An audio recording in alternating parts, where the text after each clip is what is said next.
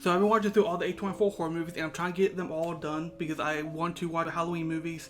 And in this video, I have the 14th A24 horror movie, and it's called In Fabric. The film follows a cursed red dress as it moves through several owners, beginning with recently divorced bank teller Sheila, then passing to washing machine repairman Reg and his fiancée Babs, with each owner encountering strange fatal consequences linked to the garment in the Dentley and Sober department store that sold it. And the movie unfolds in distinct chapters that emphasize the dress's agency, build surreal rituals around retail staff, and culminate in a dreamlike sequence where the store's victims and mannequins appear to reconstruct the dress from blood and thread, implying a recycled supernatural consumer trap.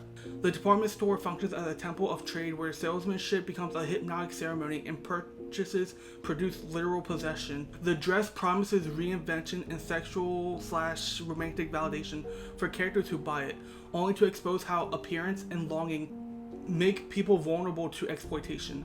Sheila's dating life, workplace humiliation, and domestic tensions frame a portrait of solitary people seeking meaning through materialistic things, with the dress offering a false, destructive answer. The film links feminine apparel, fashion imagery, and female presences to traditional horror ideas about witches and the unknowability of female power, while men are portrayed in this movie as objectified or rendered weak by desire and spectacle. Marianne Jean-Baptiste as Sheila anchors the film with a grounded and increasingly distressing portrayal of a woman whose small humiliations escalate into existential threat, and her performance supplies the film's emotional core.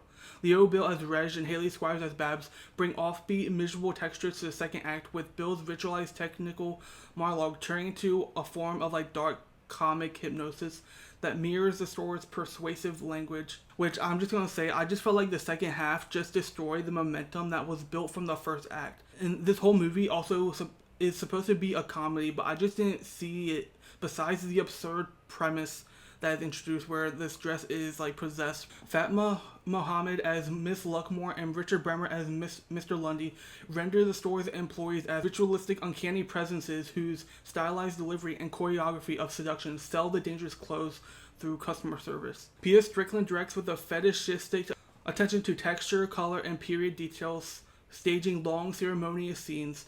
Cinematography and production design emphasize real surfaces and saturated reds so that dress reads as a real presence, not just a prop, while the framing and slow dissolves create a dreamlike, nightmarish logic. Strickland's pacing deliberately resists conventional horror beats, favoring a slow burn episodic structure that again just ruined the momentum as I got invested into the first act and left the rest of the movie feeling like a drag. And the humor they tried just did not make me laugh at all, and from what I read, the humor in this movie is supposed to be satiric and plays with British comedy, which I think